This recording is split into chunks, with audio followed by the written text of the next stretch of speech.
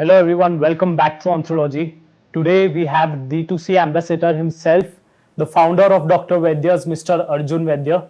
Hello sir, thank you so much for joining Akash, us. thank you for having me. Very excited to be on Ontology and be on this session with you, and so excited about your mission about spreading knowledge, and yeah, excited for this conversation. Thank you so much sir.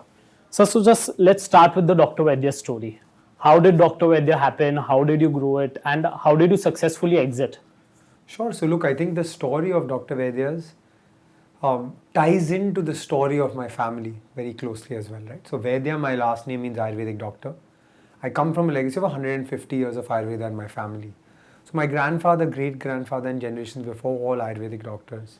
The legacy of our business was not actually a business. My great grandfather came to Bombay from Gujarat in 1923. He set up a small Ayurvedic clinic. In 1957, my Dada graduated from college, from medical school, and by 71, he took on his father's practice. In the 80s and 90s, he became one of India's most successful Ayurvedic doctors. He used to see 300 to 350 patients a day in his clinic. He had 12,000 patients on a monthly basis writing to him via post. And post, as you can imagine, is the e-commerce of that time. Right. But he was a man of service. He didn't want income started to prevent people from coming into his clinic. And so he offered a free consultation to all the patients that came to his clinic. He didn't care for sales, distribution, marketing, or strategy. And so he was driven by service to people. Right? My father graduated from college. He was a commerce graduate. He wanted to make an FMCG brand out of what my grandfather had. But I think doctors and businessmen don't see eye to eye. So my dad convinced my grandfather to do a TV ad. For the first time in my grandfather's life, he lost some money, and he wasn't used to losing money. And so eventually, my grandfather said, look, either you join me in the clinic or you go your own way. My dad went his own way. Wow. He started a very successful jewelry and watch business, which has been running for the last 35 years. It's called the Rose Group of Companies. But, for me, Ayurveda is very personal, right? I was born, and 2 years later, I suffered from juvenile bronchitis. I grew up with asthma. I grew up with pumps, nebulizers, inhalers, steroids. If you follow me on social media, you know I'm a big cricket fan. And so I went to the cricket field like most kids at age 5. And by age 7, I was moved off the cricket field. And my grandfather moved me off the cricket field because there was too much dust on the cricket field. For all of you who've been to Bombay and seen the cricket grounds, you'll see there's too much dust. So I was the only kid who wasn't allowed to have Coke, Fanta, Limca, Sprite at birthday parties. I was the only kid who couldn't have ice cream. I remember having ice cream at age 13 for the first time. And I went to Baskin Robbins on a Sunday with my parents, and I got one scoop of vanilla ice cream in a cup, and I had to wait till it became soup. Oh my Because God. it would jack my throat, right? So asthma prevented me from having a normal childhood. I got an Ayurvedic treatment early on. 13 years of Ayurvedic treatment later, by age 15, I was cured of asthma. What's the first thing I went and did? The first thing I went and did is play cricket. And I was made captain of my school cricket team. Right? The team wasn't a great team. There weren't so many people who wanted to play cricket in my school. We played a cumulative of 4 games or 5 games. Okay. And I wasn't the best player on the team. I was made captain because I was the most regular to practice. But that moment meant a lot to me, right? Because Ayurveda was family legacy, that's great. But it also given me back my childhood, allowed me to have a normal childhood. And so I became a believer in the science more than just family legacy. I spent a lot of time with my grandfather. I transcribed the family formulations from the scriptures to the computer. And I made him a promise that I'll do something with this legacy. I went to the US for my undergrad in 2009. And I saw there in the US the move towards natural organic products. I saw yoga being repackaged, yoga mats, yoga gyms, Right. yoga apparel, Lululemon. It was a multi-billion-dollar industry in the US. And I started thinking to myself, and I remember calling my grandfather from campus and telling him this as well. If yoga is a multi-billion-dollar industry in the US, that's great. But it's not so great that Indian companies didn't take it to the world. And so I remember telling my grandfather and promising my grandfather, we can't let the same happen with Ayurveda. Came back to India in 2013, worked at a private equity fund called L Capital, now called L Carrington. Spent a lot of time on the Indian consumer sector. And when I was spending time on the Indian consumer sector, I saw 3 big changes happen from the India I grew up in. Number 1, Indians were happy to consume quintessentially Indian brands. I grew up in India obsessed with imported products. I came back to an India which was proud of our heritage and happy to consume Indian products. Second, I was the youngest member of my team, and so my colleagues had said, hey, this thing called e-commerce seems to be happening, so why don't you study it? And I got to spend time on companies like Myntra, Jabong, Pepperfry, Bluestone, Zivame. And through that time, I realized e-commerce was not just a fad, it was here to stay. And the last thing is, Ministry of Ayush was created in 2014 when the government changed. Prime Minister Modi was actively supporting Ayurveda, and hundreds of thousands of customers like you, Akansh, became interested in Ayurveda. So this was the macro. From a micro perspective, my grandfather passed. I remembered the promise I made him, and so I quit my job, and I decided to take on this legacy of Ayurveda, right? And create an Ayurvedic products brand that appeals to modern consumers like you. Uh, Obviously, I named the brand Dr. Vaidya's after my grandfather, and in October 2016, we launched the brand. We started offline, had a big launch event at Taj Lands End Hotel, Okay. signed up 6 distributors, put 10 lakhs worth of stock in the market in Jan 2017, and for me, it seemed like everything was going well. I was a good student in college, I had a good job out of college, and I thought I started a business, all going well. I'm a financial sort of analyst, and so I started making an Excel sheet, 10 lakhs, 20 lakhs, 50 lakhs, 1 crore, 5 crores, and started seeming to me like everything was okay with business. Reality set in 3 months later when I got 90% of this product back, right? And what did I realize at that time? That I had built to distributors, distributors had to build to retailers, retailers had to build to you. Only once you bought Akansh would I get paid. And my brand was up against really large competitors like the Daburs, Himalayas of the world. I was too young, I didn't have enough money, and I didn't know how to build an offline business. And all this competition, my brand could not stand out. And so eventually 3 months later, I said, this is not for me. There's something going horribly wrong. And I sat down and I reflected and I understood what was going wrong. And the best thing that happened to Dr. Vaidya's was that failure. Because I realized offline there's too much competition. My wife, who was my girlfriend at the time, she was in the founding team at Nykaa. And she said, look, you've seen it at your investing experience that e-commerce is here to stay. She was in the founding team at Nykaa. She said, I've seen it. That's where the opportunity is. So I convinced her to join the business. Dr. Vaidya's pivoted to online first or online only. At that time, D2C didn't even exist as a term, right? Exactly. People thought we were crazy doing an online Ayurveda business. But you know the story from there, right? Long story short, Dr. Vaidya started from, in 1 year, we went from 0 to 50 orders a day. Trisha and I learned online business, Facebook advertising, Google advertising, Shopify website, customer service, operations, launching products. And then from there, we had a journey of hyperscale. So year 1, we went from 0 to 50 orders a day.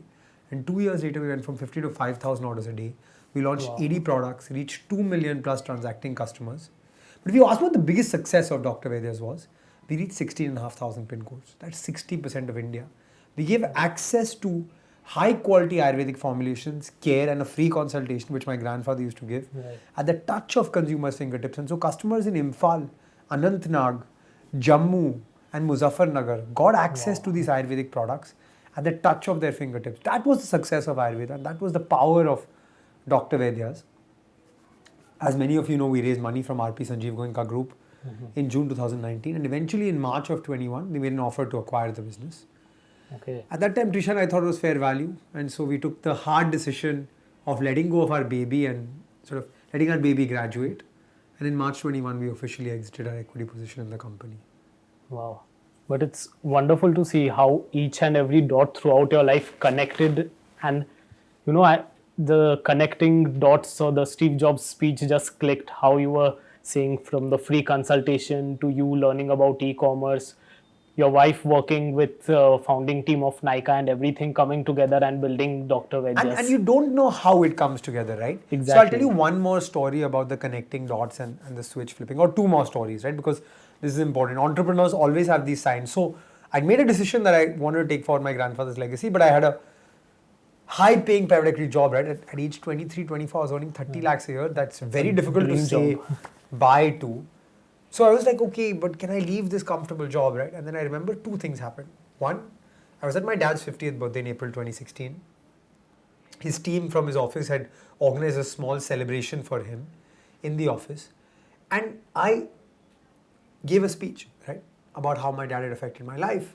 And at the end of the speech, a few people came up to me and said, hey, nice speech. But by this time, my dada had passed.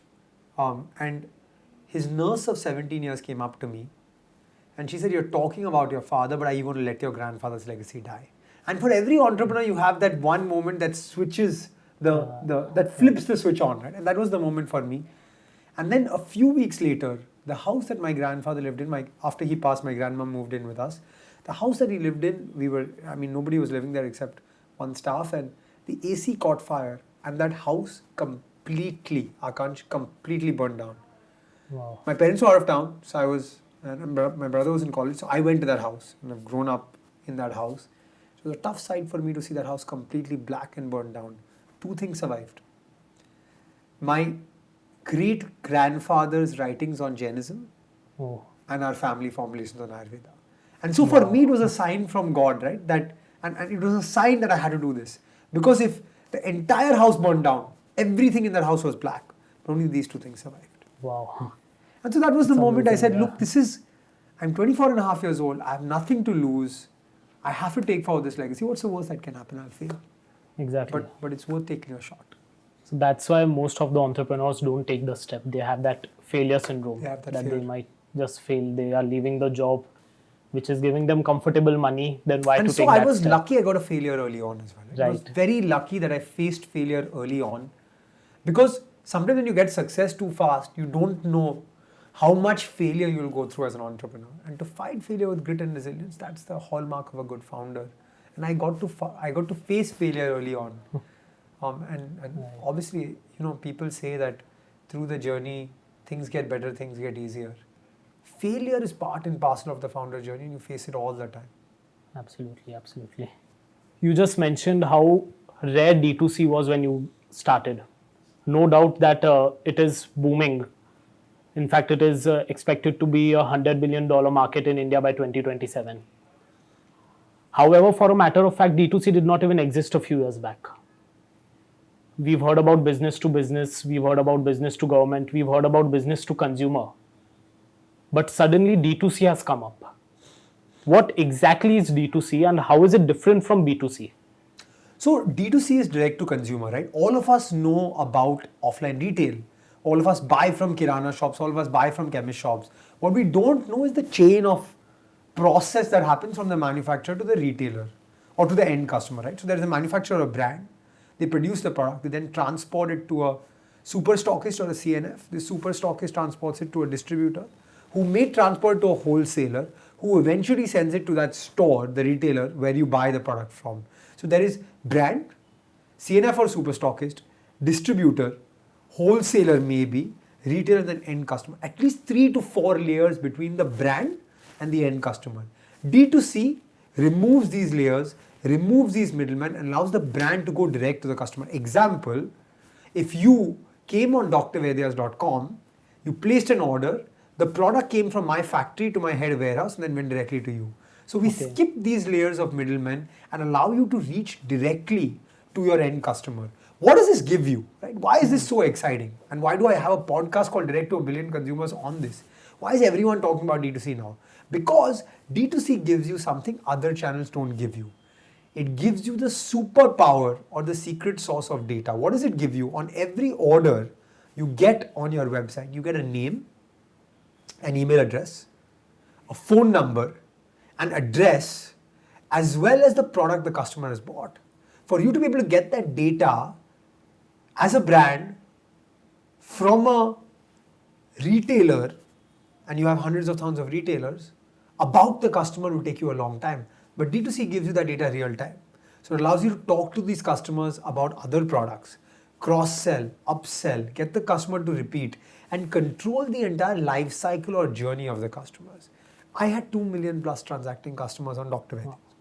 This meant I had 2 million names, phone numbers, email addresses, and products bought. If I was launching a new product, before I do anything, I can say hey to all my 2 million customers, send them an email and say I have this product.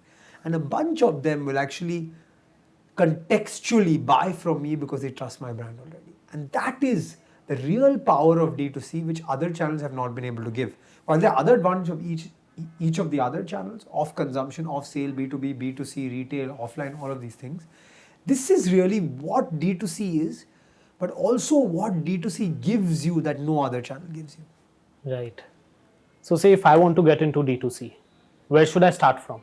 What should be the first step that I should take? So, Akansh, I'll share with you my 8 steps to starting a D2C brand, right? Perfect. The first thing you have to ask yourself is, why D2C, right?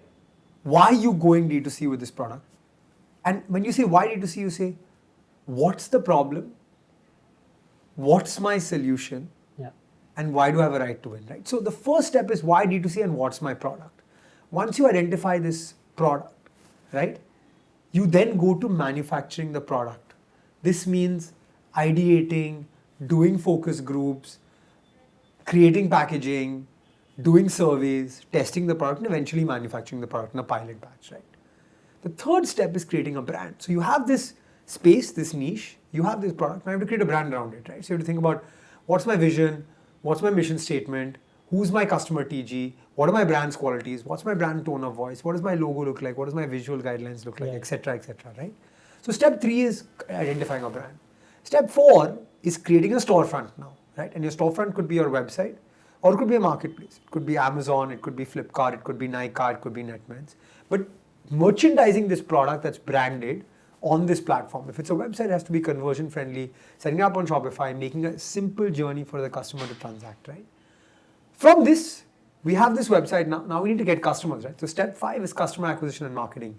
Finding channels like Facebook, Google, Instagram, YouTube, SEO, influencers to advertise this product so that customers eventually land on your website and buy the product.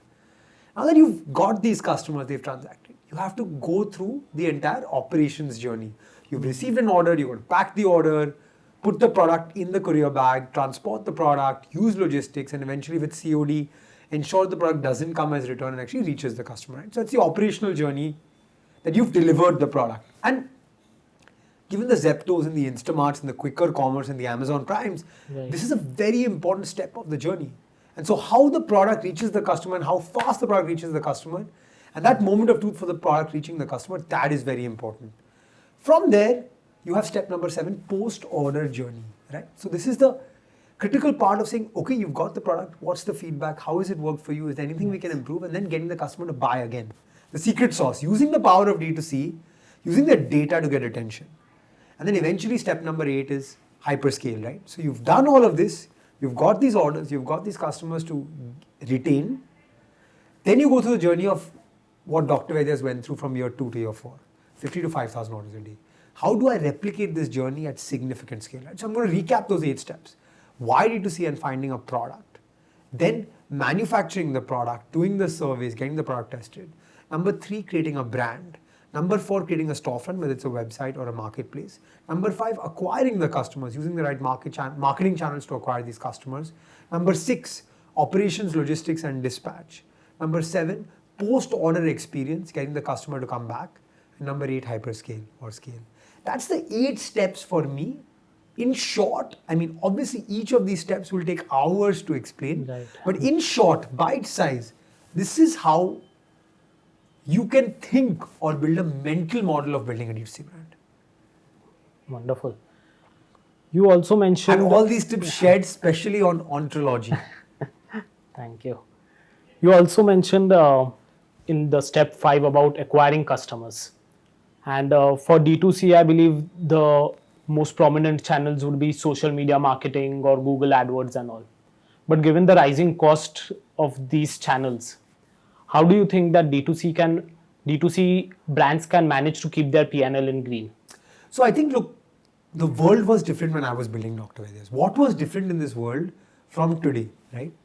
The big difference from that time and today was, when I was building Dr. Vaidya's, it was a new ecosystem. It was an early ecosystem. So while the number of customers was low, the number of brands was low. So I could use performance marketing, I could use Facebook ads, Google ads. As long as the customer came on and wanted to buy Ayurveda, I was the only one they could buy, right? Because there were very few other brands. I was one of the few brands that the customer could buy. COVID happened. And so Right. while you had 2x, 5x, 10x the number of customers in various different categories, you also have 20x or 50x the number of brands. And so today, the problem for brands is very different. With increase in demand for ads, increase in number of brands, the challenge is the supply of brands is so much and the demand of ads is lesser. So the cost of acquisition has increased. What does a brand need to do in today's ecosystem now? A brand needs to not just be there online.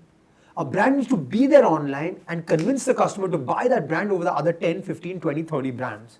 And so this is where content, community, and an engaged brand follower network really works out, right? So Right. to make the P&L look more green, focus on organic channels, focus on building retention, and focus on building a strong community or NPS around the brand that makes customers buy regardless of whether you're constantly pouring money down the ad channel or not. Okay. So I think having the honest customer followers would be the key to And keeping make the your customers your brand ambassadors. right. So as you said, make your customers the brand ambassadors. I think one of the key D2C success mantra is the lifetime value of a customer, or as we call the LTV.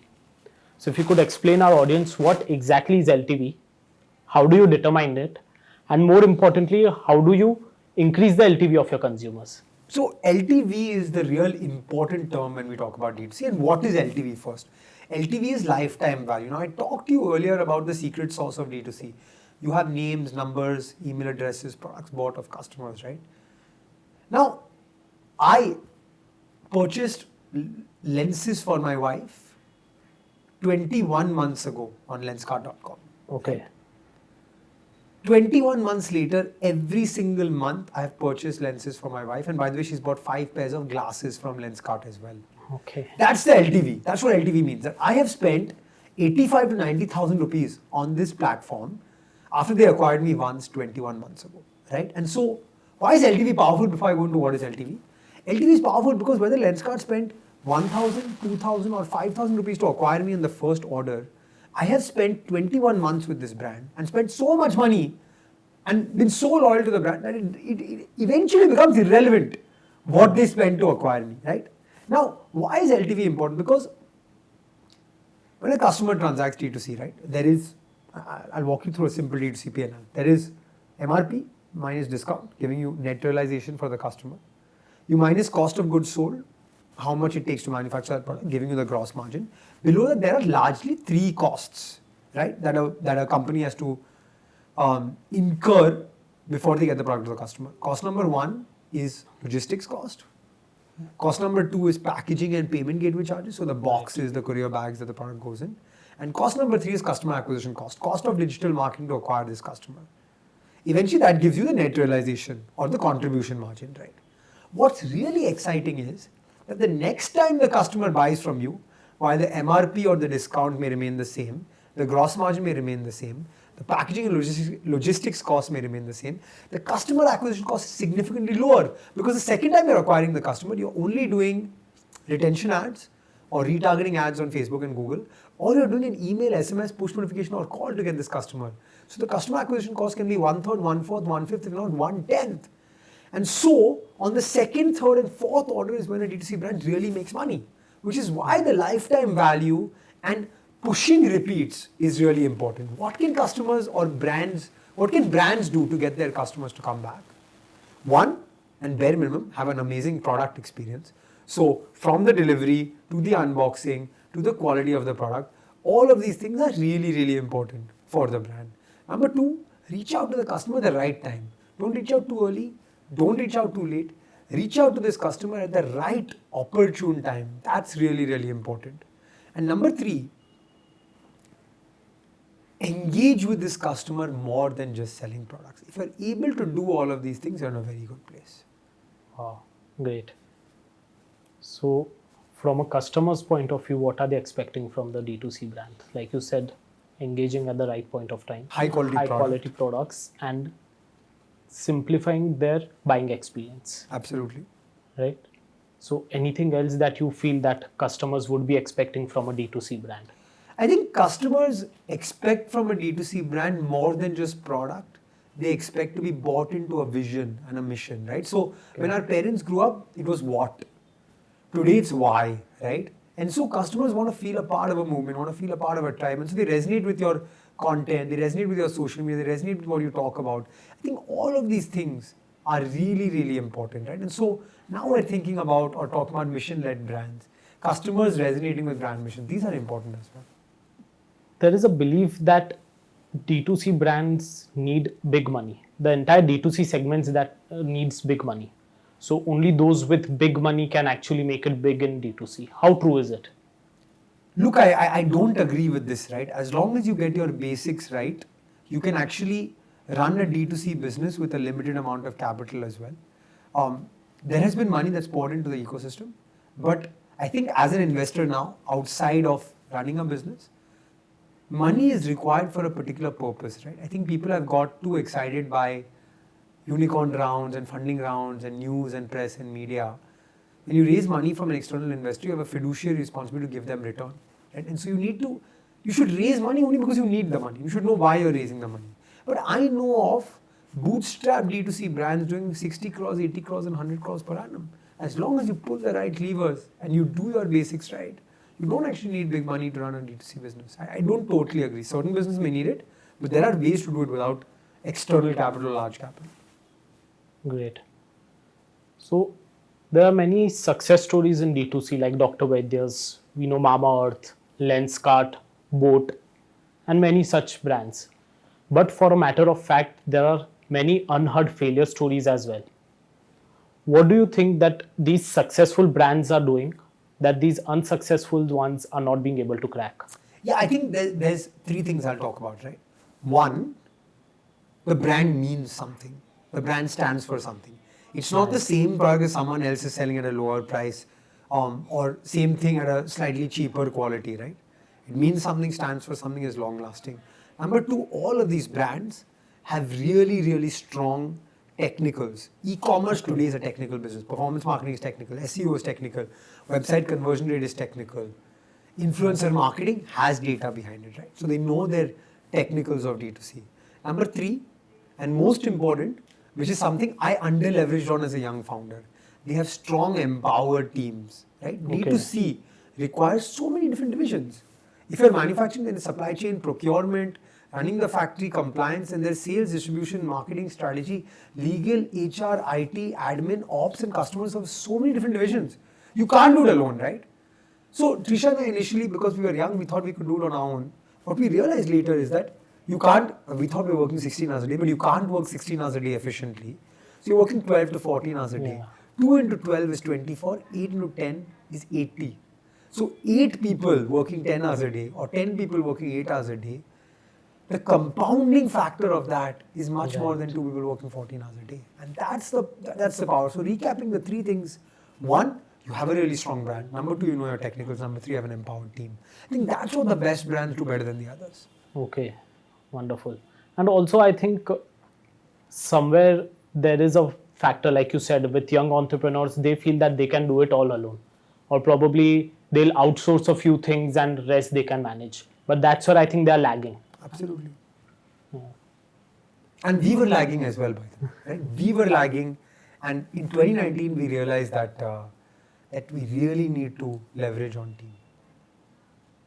Okay. So, where do you see the future of D2C in India and the world? How far do you think it is going? Look, I think customer behavior has fundamentally changed in our country. I won't talk about the world because I'm not a global expert. I'm an expert on India, and I spend a lot of time, all my time, on this market. So, behavior changed in COVID. My dad had never placed an order online. COVID happened. He placed his first order on Amazon in April 20. He's now placed more than 50 orders on Amazon. He goes on a D2C website after seeing an ad on his Instagram feed, clicks on the ad, goes on a website, buys the product, pays for the product, and then if the product doesn't reach on time, he's calling the customer care of that company and saying, hey, where's my product? You're in Bombay, I'm in Bombay, it doesn't take 3 days to deliver. I know that, right? My mom didn't have a bank account set up online. She now has online banking set up, and she goes to a store, and if they're not accepting GPay, she asks them, it's the 21st century. How can you not accept GPay? So hundreds of thousands of customers who had never shopped online have come to the digital ecosystem. Customers have become accustomed to convenience. They like the convenience of shopping. Online retail is still at 4 or 5% of overall retail in India. My view is this will grow significantly over time. This means D2C will grow. With D2C growing, though, the number of brands has increased, competition has increased. It's tougher to build a very, very successful brand today. Right. But for me, the next decade is a decade of D2C. Hundreds of brands will be created. Tens of unicorns will be created. It's a great time for customers. You'll have so many options of things to buy. So I am biased because I eat, breathe and sleep D2C. But I think we're really embarking on the decade of D2C now. But as you said that there would be many options for the customers to buy. Don't you think that sometimes gives a setback for companies as well, Absolutely. because with tens of options for you to stand out, it becomes really tough. And you're seeing it in categories like personal care and fashion. There's so many options Yes, that it's exactly. tougher to stand out. And so the guy who really stands out and wins there in the large market is the guy who'll reap the results and the benefits. But I'm not going to lie, it's not going to be easy. Absolutely. So like earlier when e-commerce just came in, brands like Myntra and Jabong were known, but now Myntra, you've got Tata Click, you've got Ajio, and so many more brands for Absolutely. fashion. Absolutely. So obviously with Space is competition, getting crowded. yes, But if a space grows, it will get crowded, right? exactly, In a free open economy like India. right. So if I ask you to pick 5 important factors for D2C brands to grow, what would those 5 factors be? Yeah, I would say that if I was to go from the 8 steps and pick out the 5 most important, right? One, have the best in class product. Because if you don't have that, the customer will never come back. Right. Number two, build a brand that's more than just a logo. Number three, understand deeply how to build a strong storefront that's optimized for consumption. If an offline store looks beautiful, an online website should look as beautiful. Number four, master customer acquisition and marketing. And number five, spend much more time than you think you should on repeats and retention. If you follow Okay. these 5 steps, you should get a head start on building a D2C brand. Wow, wonderful. So do you think that there is anything that new age entrepreneurs are doing wrong, which you believe that if you knew earlier, you wouldn't make those mistakes in Dr. Vaidya's? So I would say 2 things that I've already talked about, and then one thing I haven't talked about. Number one, entrepreneurship is not as rosy as it seems in the newspapers. It's riddled with failure. And even the unicorns have gone through hundreds of failures before they've reached here. So fighting failure with grit and resilience is the hallmark of a good entrepreneur, but be ready for a roller coaster ride. Number two, you can't do it alone. You can't build a large scalable business without an empowered team. And number three, a lot of young people come to me and they say, hey, I have this startup idea, but I'm working my job. When the startup grows, I'll quit my job. You can't be slightly pregnant with entrepreneurship. Either you're in or you're out. It's okay to be out, but if you're in to build something of scale, you have to let go of your salary, take the risk and be in. Right. So any last piece of advice you have for our customers watching us today?